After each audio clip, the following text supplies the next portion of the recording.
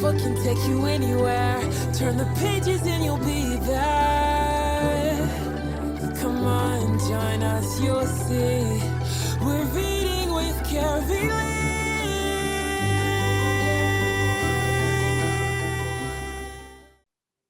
Hi, friends, and thank you for joining us for another Read with Carylee. I am so glad that you're here. And of course, I am Carylee.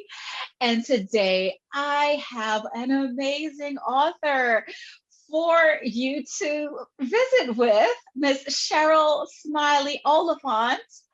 And she also has a YouTube show, but we'll get into that later. Sheryl, thank you for joining us. Thank you for having me, Miss Carylee. Excited to be here. Yes, I'm excited to have you. So now this book is a little bit shocking. And it's something that I don't have the pleasure of really knowing because I am the youngest in my family. So, so this is a fun book, and it's definitely one that will enlighten some of our older siblings. So, but before we even get into that, where are you joining us from today? All right. I am from Charlotte, North Carolina. So that is where I'm joining you guys today. Oh, wow. Yes, North Carolina is our neighbor to the south here in Virginia. I have a lot of friends in Charlotte, North Carolina as well. And I have friends in Virginia, so we're just alike. Yes. So I really want you to get into this book. New baby coming, new baby here. All right. Yes, ma'am. And We can get into so it. I'm going to turn it over to you so that you can dive right into it. Of course. Awesome. Awesome. So I was inspired, of course, like you said, to write this book after I was pregnant with my second daughter. And I wanted a way to teach her and show her the different changes that will be happening to the family and how her life will change with a baby for good and maybe sometimes not so good at times, but it's good to educate her and so that she is ready to be the big best sister ever. So that is why I wrote this story. So here we are with New Baby Coming, New Baby Here by me, Sheryl Smiley-Oliphant, illustrated by Lovia Gard. This book is dedicated to my two daughters, Kimberly and Malia. May you continue to be best friends forever. New baby coming, new baby near. Been looking forward to this all year. New baby coming, new baby near. Mommy and daddy rush with fear. New baby coming, new baby near. Baby came sooner, the baby is here. New baby here, new baby Claire. She is a bundle, a sweet little dear. So cute, look at the baby. New baby dear, new baby there. We must make sure she's handled with care. New baby Claire, new baby here. We share a bond that's rare than rare. New baby care, new baby here. Sounds of crying fill the air. Oh no, the baby woke her up. Oh, let's see if she gets some rest. New baby here, new baby, I'm sorry. New baby dear, new baby here. Oh no, she can't have my bear. New baby Claire, new baby there. I love the new baby, and so I will share. New baby dear, new baby here. She's pulling my hair. She's pulling my ear. New baby there, new baby here. She gets all attention. It is not fair. Oh, little jealous moment happening. It's okay. It happens sometimes, but you are both loved. New baby fair, new baby here. She destroys everything. She ate my bear. New baby care, new baby here. Our home is now filled with blissful cheer. New baby dear, new baby here. Our baby has now turned 1 this year. New baby Claire, new baby dear. Our lives are complete now that you're here. The end. With Carylee. Oh, well, that was a story. Well, as I said, I don't know anything about that because I'm the last child, but I remember when I was pregnant with my second son that, that there was a little bit, I would say a little bit of a sibling rivalry, but my son didn't really know what to expect. And when we brought his little brother home from the hospital, because it was flu season, so he couldn't actually even visit the hospital, he was very protective. It was just so strange to see that, he was just so protective at such an early age of his little brother. And even though he was so protective, like he's still very protective now, and they're 6 and 8.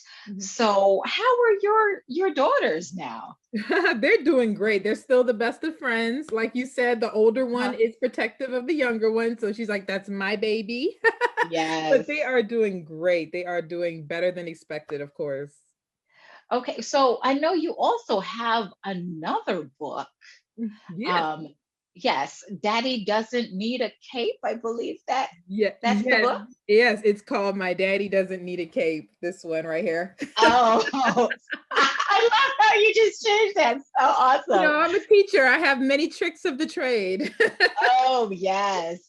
So, what were the reasons behind, wanting to write these books? So yeah, I started with My Daddy Doesn't Need a Cape, of course, and that one came about when after I had my first daughter, I would take her to story time all the time. And in Charlotte here, we would go to Uptown, which is downtown. And when we would go there, we'd see all these children's books and we would enjoy reading, and I'd see her face just light up every time we read a book. So then we started making that a habit of our nightly routine, reading lots of books, always checking out a stack of books. Like I would come in there with like a grocery, those tote bags that you carry groceries in, and I'd fill that sucker up with books. So knowing that, she really enjoyed books and I enjoyed books, I always wanted to write children's books, but I just never found the time to do it. And of course, during the lockdown and the pandemic, people are finding all types of things about them that they didn't know they had. Absolutely. But the push behind My Daddy Doesn't Need a Cape, the reason that one came out is because after giving birth to my second daughter in the car, oh, wow. I know. That was the reasoning behind that one, because it was just me and my husband, which is Daddy in the book. He helped deliver the baby, and he actually had on a shirt that day that said dads, because real superheroes don't wear capes. And that just stuck with me. Yeah, that stuck with me. And I was like, you know what? You're right, because you're over here playing doctor and delivering our baby safely. And I just never looked at him the same in that sense, in a good way. I was like, wow, you're magnificent. You need a book about you, because it's like always, it's always about moms and Mother's Day, but we rarely give dad that that they deserve. So I wanted to highlight that in this book. So that pushed me to get this one out. I actually wrote this in the hospital bed while she was getting cleaned up. Wow. Yeah, I'm typing it away in my notes. Save. As soon as I got out there, I rewrote it. I edited, got illustrator J&I Publishing, and we made magic. So awesome. That is that's an amazing background. So, as I hinted a little earlier, you also have a YouTube uh, show that I guess is connected to you teaching. Yeah. So let's find out a little bit more about that YouTube show, Activity Author. Yes. Yes. Yes, that is what I call myself because I am an author who creates activities and crafts as well on my YouTube channel. Mhm. And that came about, of course, during COVID as well, during quarantining. Parents were stuck in the house with kids, and I've had a lot of my friends who also has kids, and they would see my Instagram stories, and I would just post little short clips and videos of what me and my daughter would be up to, and we would just do all these different crafts that I learned throughout the years. I don't know if I Uh-huh. told you, but I am a theater teacher. So Okay. along with theater, we work with art teachers as well and music teachers. So when I would do things for the YMCA, like work summer camps, I would always, look closely with my art teacher that would be working with me, my fellow art Uh-huh. teacher, and I would just pick up little things throughout the years. And I was like, oh, that's cool. Oh, you did that. You dyed that with just food coloring. Oh, markers. And so I picked up all these little Mhm. trades from my fellow art teachers, and then I started putting my spin on them. And Okay. that is how I come up with all my activities and crafts. I'll even see something that I like, and I'll just regurgitate it a different way. I would make it my own, and I love that about my channel. And I try to make things on there completely easy so parents can do them at home with household items. I don't want people to Yes. buy anything because I mean, like I Yeah. said, we were in COVID. I didn't want people to have to go to Exactly. Michael's, Yeah. So Uh-huh. most of the things you'll see on the channel are made with things you find at home. This is a guitar that Okay. we made. And Oh, wow. yeah, we did this one for Black History Month. And we made it out of tissue box and wrapping paper roll. See, things like Oh, that. Yeah. So they gotta go. that is very inventive. Absolutely. Yes, and So, coffee filters. You'd never know what you could do with coffee filters. We made a little yes. ballerina dancer, and Okay. we did some butterflies the other day. So we got a lot of things going on the channel. Oh, that's wonderful. Thank So, well, you. I see you draw inspiration from everything. So, what children's author or book inspired you when you were growing up? That is a fantastic question, and I love sharing that answer. So, the book that inspired me, and the book that I remember till this day, was the very first Black book that I had witnessed as a child. I was in elementary school. I believe I was in first grade because I remember things vividly during that time. And I remember how our first grade teacher would take us to the library, and we would sit around our librarian, and she would have this little rocking chair, and we'd sit, in like a unicircle, and we would Yeah. listen to the story. So I think it was around Black History Month, but she brought out a book and she said, this book right here has a Caldecott. And that was my first time hearing that word. I was like, oh, what Caldecott Award? What's that? So then I saw a little seal on the book, and the book is actually called Tar Beach. Okay. By Faith Ringgold. Yeah. And I never forgot that book because that was the first time I got to see characters look like me. It Mm. had the main character was a beautiful brown skinned girl, and she would fly over the George Washington Bridge. And I was like, that's me. Oh, That's me. And what I took from that book was that you can be anything you want, you can do anything you want. And all I can think about every time I think about that book is the beautiful quilts that were like the book was like a live quilt. It looked like a oh. quilt art. I think that's what you call it. And I would remember her just flying throughout the entire book. And I was like, that's gonna be me one day. I Yes. want to fly.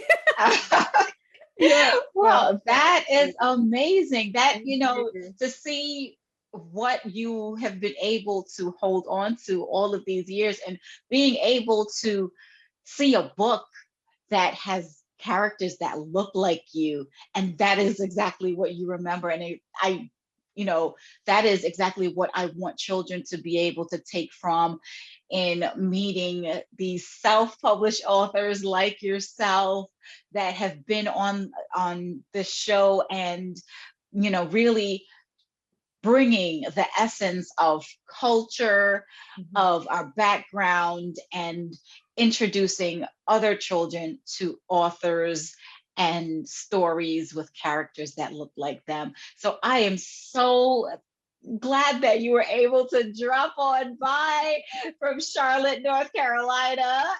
And I thank you so much for joining us today. Thank you so much for having me again. I really Yeah. appreciate having just this moment to talk to your readers on your platform. So thank you again for having me. Absolutely. And friends, we've come to an end of another show, but I want to thank you so much for joining us. And remember, if you like this story, let's make sure that you like, subscribe, and ring that bell because you don't want to miss another author that will be coming by next week. So until then, remember to grab a book and read, and we'll see you next week. Have a great week. Carylee. Thanks for watching another amazing episode of the Read with Carylee Show. We have amazing authors coming by every week. So don't forget to like, comment, and subscribe below. You don't want to miss a thing.